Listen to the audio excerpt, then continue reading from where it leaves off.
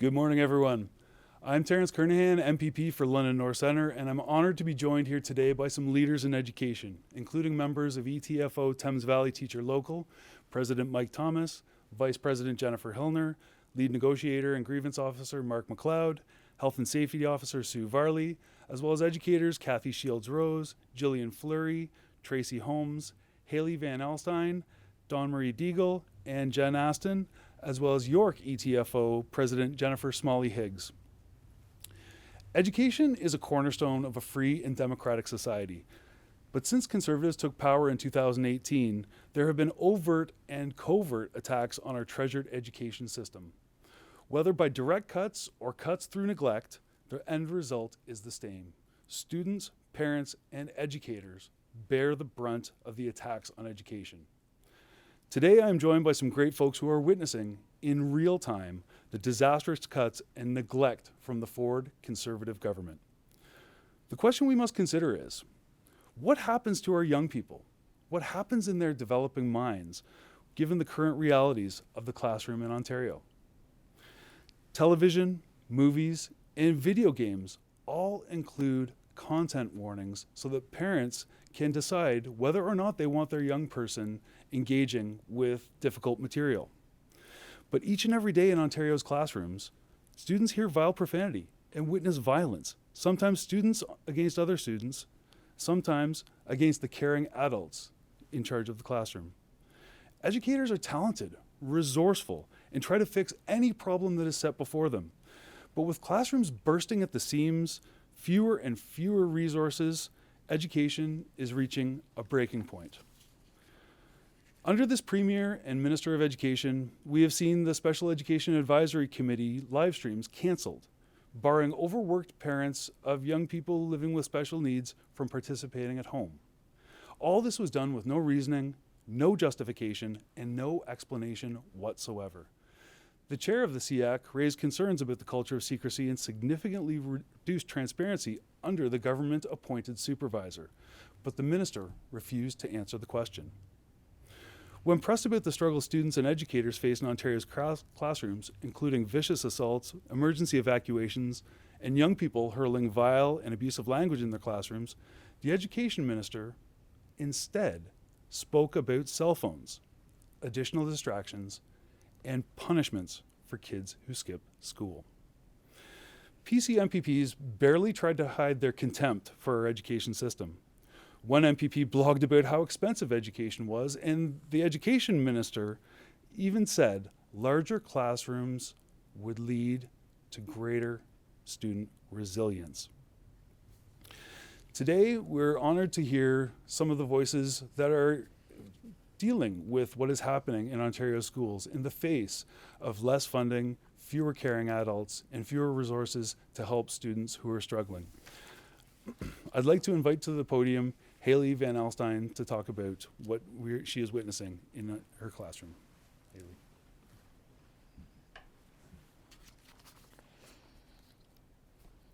Thank you for taking the opportunity to listen to me. My name is Haley Van Alstyne, and I'm a teacher with Thames Valley. I think we can all agree that we want children to succeed. Families want that, educators want that, school boards want that, government should want that. The challenge is that the reality in our classrooms is becoming increasingly disconnected from the resource available to support students.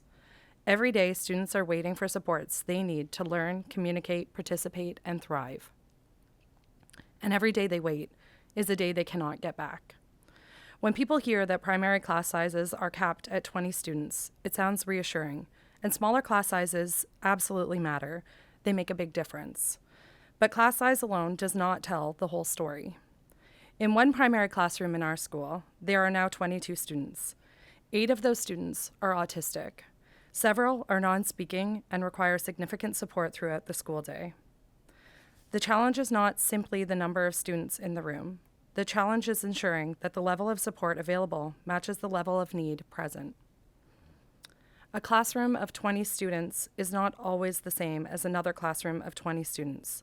Students' needs vary greatly. Funding models must recognize that reality. When nearly half of a classroom requires intensive support, the resources required to ensure success for all students are drastically different. When those supports are not available, everyone loses. Autistic students lose because they may not receive the communication supports, therapies, and individualized interventions they need.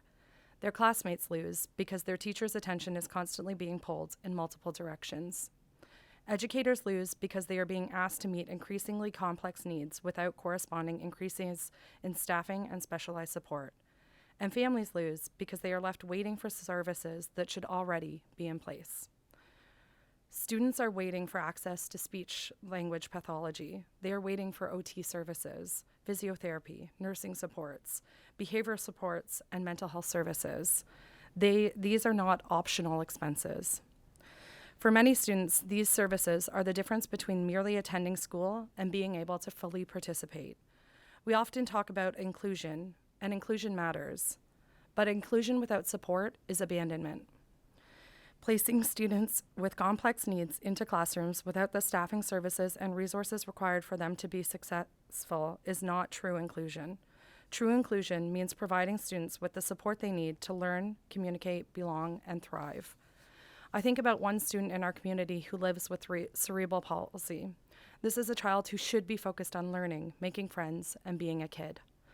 Instead, because of accessibility barriers and inadequate support, she has experienced kidney infections after having to wait for assistance with toileting.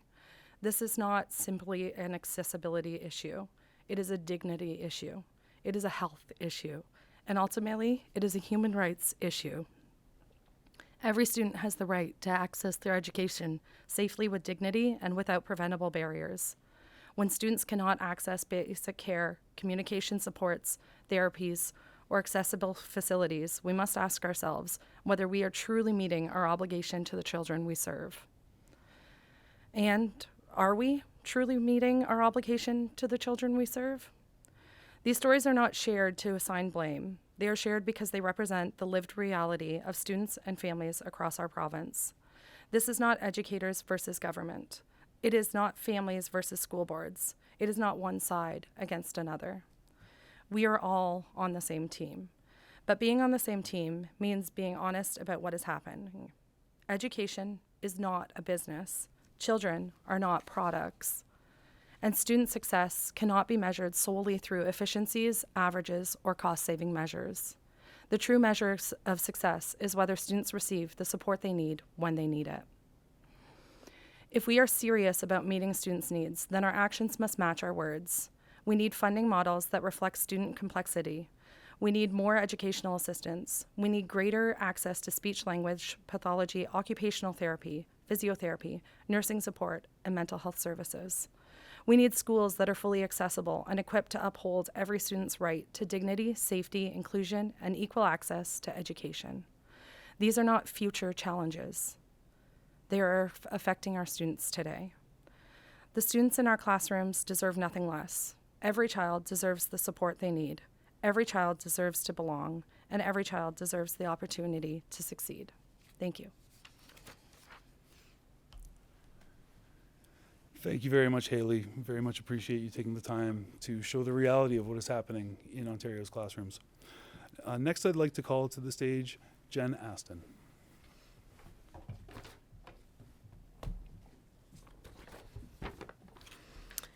This week, I was reminded of psychologist Ross Greene's words, "Kids do well when they can." I know this, Ontario's teachers know this. But right now, thousands of students across the province cannot do well. They cannot do well when the foundational supports that they rely on have been systemically cut, eroded, and stretched to the absolute breaking point.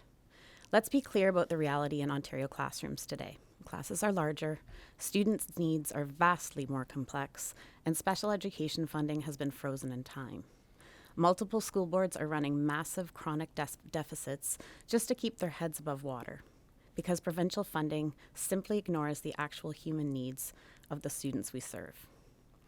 When we see kids acting out, shutting down, or escalating into crisis, they are not bad kids. They are students that are communicating the only way that they know how. I am not getting what I need. Students do well when they can.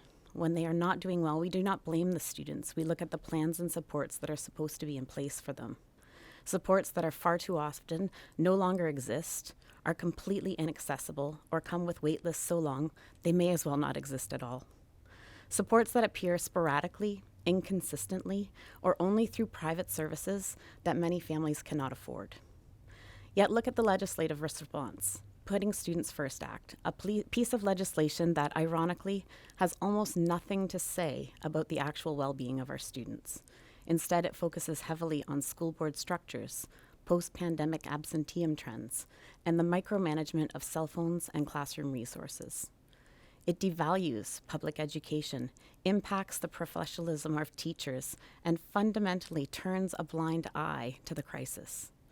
The problems we are raising today are real, but they are not the problems raised in the act are real, but they are not the most pressing ones. The solutions to these problems are not just out of touch. They are experimental distractions at best that are completely unrooted in educational research. These are not the most pressing problems in education. It's time for us to take a move out of the Conservatives' playbook and change the channel. We can start by listening to the Auditor General's warnings, because the Auditor General has been very clear. Ontario's special education funding model is outdated, inadequate, and disconnected from actual student needs. The real crisis has been manufactured, and one driven by deliberate, chronic underfunding. Central support teams and board-level experts have been slashed to a fraction of what they once were. Teachers struggling to meet needs in the classroom also have limited support and limited meaningful training opportunities. Teachers are told to triage human beings. Parents are told to wait, and far too many children are falling straight through the cracks. I don't just live this crisis as an educator, I live it as a mom as well. In the past year, my own daughter was identified with a learning disability. She has been a quiet and well-behaved student despite her struggles. Because she did not disrupt the classroom, we could not convince the school to complete an academic assessment for her.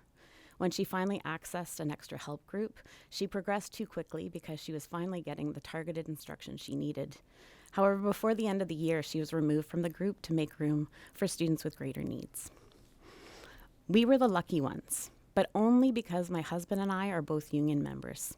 The only reason our daughter received a proper psychoeducational assessment is because of our collectively bargained benefits covered it. Benefits that workers fought for, benefits that should never determine whether a child gets the support they need.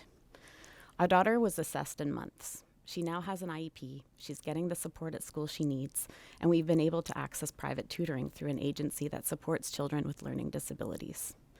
But what about families that do not have union benefits? What about parents working multiple jobs without coverage, without time, without guidance? What about children who wait years and never get assessed at all? My husband recently asked me, how does a parent who is not an educator even navigate all this? The brutal truth is that most of them cannot. Essential public services are being downloaded to the private sector, and the private sector is already overwhelmed. We are building a multi-tiered system of have and have-nots, and teachers teach them all. Public education is the backbone of a democratic society. It is supposed to be the great equalizer, but it can only equalize if it's adequately funded. The priorities driving these decisions are clear. They treat public education as a line item cost to be contained rather than an investment in our collective future.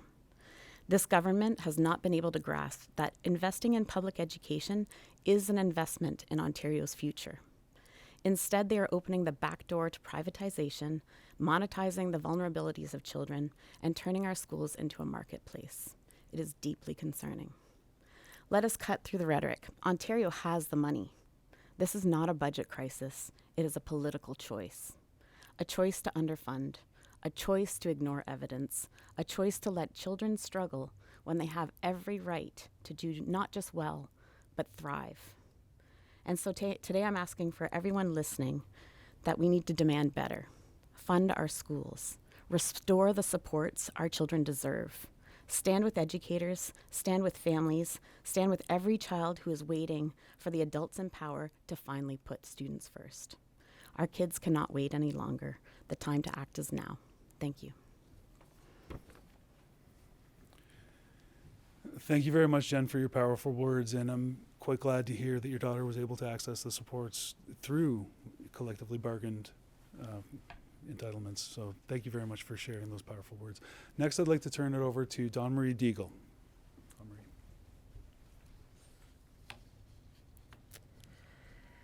When I started teaching in 2001, I had a quote hanging by my desk from Chaim Ginott about a teacher's role in the classroom. In part, it read, "I have come to the frightening conclusion that I am the decisive element. It is my personal approach that creates the climate. In all situations, it is my response that decides whether a crisis is escalated or de-escalated and a person is humanized or dehumanized. If we treat people as they are, we make them worse. If we treat people as they ought to be, we help them become what they are capable of becoming." For many years of my career, this quote was my North Star. And while the work was hard, I can say with confidence that my students were progressing academically and that they were safe. Teachers today no longer have the same capacity to be that decisive element, not because our dedication has changed, but because the conditions around us have. Due to cuts to education, the complexity of needs within our classrooms has greatly increased, while the supports needed to meet those needs have all but disappeared. EA support, speech and language services, learning support teachers, specialized programming for students with autism spectrum disorder, social workers, and access to psychoeducational testing have been stripped or made nearly inaccessible. And none of the support that does exist is even possible without proper testing that families are now waiting at least 2 years to access. Parents who can afford private testing face a bill of approximately $3,000. For many of our families, that is simply not an option. Average class sizes have grown, the complexity of needs has grown, and the supports have shrunk. The result is a crisis, not a challenge, not a rough patch, but a genuine crisis in education. Students have been abandoned by this government, and teachers have been left to try to fill gaps that no single person, no matter how dedicated, can fill alone. We managed through the first term of this government, even as we simultaneously navigated the extraordinary disruption of a global pandemic. But that level of endurance is not sustainable. Both students and teachers are at a breaking point. Our students deserve better. They deserve more than seeing a speech and language pathologist twice a month. They deserve more than sporadic access to a social worker. They should not have to wait over 2 years for testing before appropriate academic support can be put in place. And they should never, ever be put in harm's way simply because there is no funding for adequate support. Last week, I spoke with a mother whose 5-year-old son eloped from his school and was found alone on a busy street. She has been advocating tirelessly for one-to-one EA support for her son and has been told again and again that there is no funding. Without a formal diagnosis, her son faces even greater barriers to accessing the help he needs. What do we tell that mother? What do we tell any parent who is afraid for their child's safety while at school? It has only been 6 months since 7-year-old Max Simeo was struck and killed by a bus. He should have been in school that day, but he was on a modified schedule because there were not adequate supports in place to keep him safely there. According to the Ontario Autism Coalition, 25% of students with special needs are currently missing part of their school day due to a lack of available support. 25%. That is not a statistic. Those are children. Children who deserve to be in school, learning, growing, and safe. So I want to return to Chaim Ginott's words because they still matter to me deeply. Teachers still want to be that decisive element. We still want to create the climate, set the weather, and be instruments of inspiration. But we cannot do that alone. We need this government to be decisive too, to look at what is happening in our schools and choose, clearly and urgently, to treat our students not as they're being treated now, but as they ought to be treated. Because if we do, we will help them become everything they are capable of becoming. The question is, will this government make that choice before another child is lost? Thank you. Thank you so much, Dawn Marie. Teachers do a phenomenal job creating an inspirational, creative, and hopeful environment for young people. But when an educator is spending the majority of their time addressing needs that are not being met within the system, that are not being met at the school board level through paraprofessionals and other educational supports, that means education is in a crisis. You know, the problem with this is the funding model. The funding model operates in a cookie cutter fashion, treating every single child the exact same way. And then school boards are provided with a purse of money in the hopes that they will spend it on special education. There are two problems with that. One of which is that there's no guarantee that the funding will be spent on the child who needs it. And secondly, even if the money is spent on the child, there is no guarantee that that funding will be spent in a developmentally appropriate way. That is why what we are calling for is to open the education funding formula, to fund children based on their individual education plan, to ensure that those supports that have been agreed upon by numerous professionals will actually reach that child who needs them. As we head into the summer season, I want to thank all of you as educators for the life-changing work that you do. You help kids learn, you help kids grow, and you help kids thrive. You deserve a government that has your back, that listens to your concerns, and addresses them in a meaningful way through addressing the funding gaps that they have created through willful neglect and through dramatic cuts. So thank you very much for joining me today, and at this point, I'd like to turn it over to questions.